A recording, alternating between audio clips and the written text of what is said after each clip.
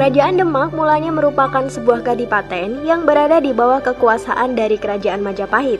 Menurut sumber sejarah lokal di Jawa, keruntuhan Majapahit terjadi sekitar tahun 1478 Masehi. Hal ini ditandai dengan Candra Sengkala, sirna hilang kertaning bumi yang berarti memiliki angka tahun 1400 Saka. Ketika Majapahit runtuh, Demak mulai memisahkan diri dari ibu kota di Bintaro. Letak geografis berada di pesisir utara Pulau Jawa dengan lingkungan alamnya yang subur bermula dari sebuah kampung yang dalam babat lokal disebut Gelagah Wangi. Tempat ini konon dijadikan permukiman muslim di bawah pimpinan Raden Patah yang kehadirannya tersebut atas petunjuk seorang wali bernama Sunan Ampel. Raja pertama kerajaan Demak adalah Raden Fatah yang bergelar Sultan Alam Akbar Al-Fatah. Raden Fatah merupakan putra dari Raja Majapahit bernama Raden Alif atau yang sering dikenal dengan nama Prabu Brawijaya V dengan putri keturunan Cina bernama Xu Banse. Kesultanan Demak berkembang pesat di tangan Raden Fatah yang berhasil mengembangkan pertahanan kerajaan dan berhasil memperluas wilayahnya hingga ke daerah Gresik. Tidak hanya dalam masalah hegemoni, pengamalan ajaran Islam pun menjadi misi utama dari Raden Fatah. Hal ini dibuktikan dengan mendirikan Masjid Agung Demak yang dibantu oleh para wali. Pada tahun 1513 Masehi, beliau juga mengutus anaknya yang bernama Pati Unus untuk menyerang Portugis di Malaka. Kesultanan Demak terus berkembang semakin berjaya karena keberaniannya melawan pemerintahan Portugis di Malaka. Di bawah pimpinan Adipati Unus, Demak menyerang Portugis yang berpusat di Malaka. Hal ini dikarenakan Portugis telah memonopoli perdagangan di Nusantara. Pati Unus merupakan anak dari Raden Fatah yang sekaligus menggantikannya ketika Raden Fatah mangkat. Pati Unus sendiri hanya memerintah selama 3 tahun mulai dari tahun 1518 sampai dengan tahun 1521 Masehi. Beliau meninggal dalam pertempuran di Malaka pada tahun 1521 di usia 41 tahun. Kemudian, Pati Unus mendapat julukan Pangeran Sabranglor karena keberaniannya menyerang Portugis di Malaka. Wafatnya Pati Unus kemudian digantikan oleh Sultan Trenggana. Beliau adalah adik dari Pati Unus sekaligus penerus raja Kerajaan Demak. Pada masa pemerintahannya, Kerajaan Demak mengalami kejayaan. Berkat keberaniannya, Raden Trenggana mampu memperluas wilayah kekuasaan Kerajaan Demak hingga ke Jawa Barat dan Jawa Timur. Sultan Trenggana bercita-cita untuk bisa menyatukan seluruh kawasan di Pulau Jawa di bawah kekuasaan Kesultanan Demak. Beliau juga mengutus Fathahillah untuk menyerang Sunda Kelapa yang dikuasai oleh Portugis.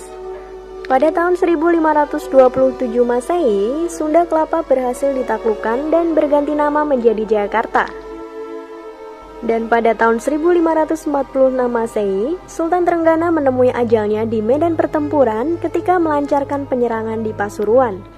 Sebelum itu, ketika Pati Unus meninggal, terdapat 2 kandidat yang menggantikannya, yaitu Sultan Trenggana dan Pangeran Surawiyoto.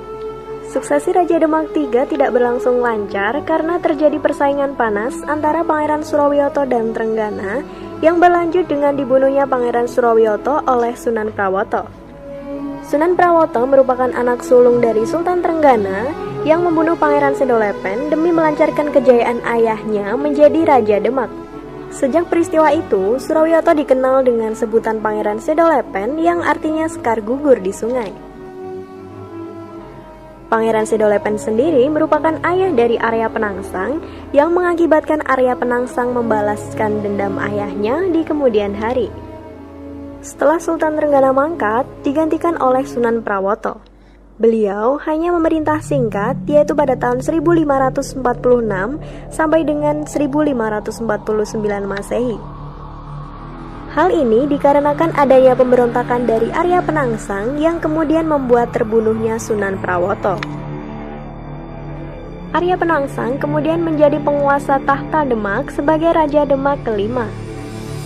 Pada tahun 1549, Hadiri Adipati Jepara dan Ratu Kalinyamat berangkat ke Kudus untuk meminta penjelasan atas terbunuhnya Sunan Prawoto.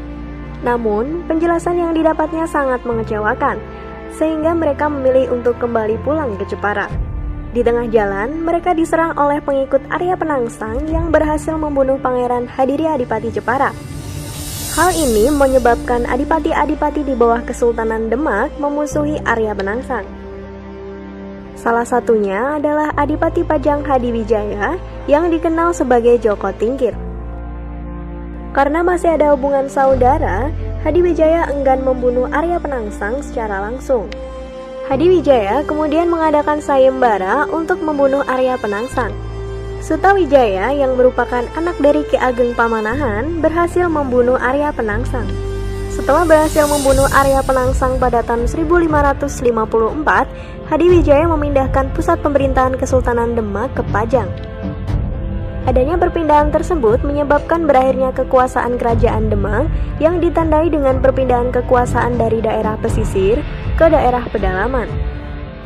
Peralihan pusat kekuasaan dari Demak ke Pajang merupakan pergeseran pusat pemerintahan dari daerah pesisir ke daerah pedalaman, sehingga terjadi perubahan sifat kerajaan dari maritim ke agraris. Kini, Demak menjadi sebuah wilayah di pesisir utara Jawa yang terus mengalami perkembangan dengan beberapa peninggalan dari Kerajaan Demak. Yang pertama ada Masjid Agung Demak. Masjid Agung Demak yang didirikan oleh Wali Songo pada tahun 1479 Masehi dan masih berdiri dengan kokoh hingga saat ini. Meski sudah mengalami beberapa renovasi, namun beberapa bangunan utama ini masih utuh seperti aslinya. Bangunan ini menjadi bukti bahwa Kerajaan Demak pada masa silam telah menjadi pusat pengajaran dan penyebaran agama Islam di Jawa. Peninggalan dari Kerajaan Demak yang kedua adalah Pintu Bledek. Dalam bahasa Indonesia, bledek berarti petir. Oleh karena itu, pintu bledek dapat diartikan sebagai pintu petir. Pintu ini dibuat oleh Ki Ageng Selo pada tahun 1466 Masehi dan menjadi pintu utama dari Masjid Agung Demak. Dinamakannya pintu bledek, konon Ki Ageng Selo membuatnya dari petir yang menyambar.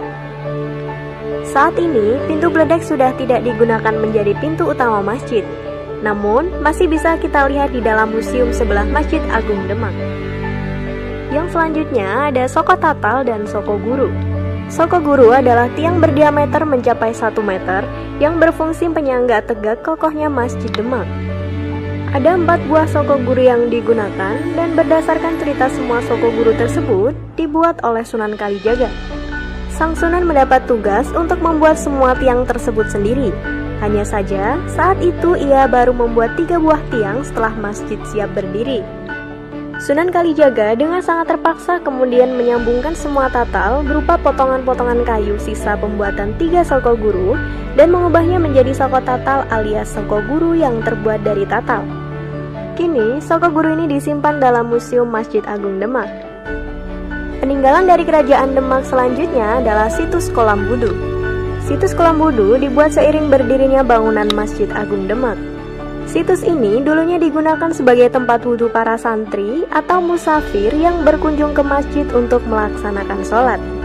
Namun, saat ini situs tersebut sudah tidak digunakan lagi untuk wudhu dan hanya boleh dilihat sebagai bangunan bersejarah. Yang kelima, kemudian terdapat makam Sunan Kalijaga. Sunan Kalijaga yang merupakan salah satu dari 9 Sunan Wali Songo yang berdakwah di sekitar wilayah Jawa. Sunan Kalijaga wafat pada tahun 1520, lalu dikebumikan di desa Kadilangu berdekatan dengan kota Demak. Peninggalan yang selanjutnya adalah piring campak. Piring campak merupakan piring porselen sebanyak 65 buah yang saat ini dipasang pada interior dinding Masjid Agung Demak. Seperti namanya, piring ini merupakan hadiah dari Putri Campa, yakni ibunda dari Raden Patah. Peninggalan dari Kerajaan Demak yang terakhir adalah Dampar Kencono. Dampar Kencono merupakan peninggalan Kerajaan Majapahit, sebab dampar ini merupakan hadiah yang diberikan Prabu Brawijaya V kepada Raden Patah. Dampar Kencono ini terletak di dalam dekat dengan tempat imam Masjid Agung Demak. Mari kita lestarikan budaya dan sejarah kita sebagai tempat belajar dari masa lalu dan untuk kekayaan bangsa Indonesia. Viva Historia!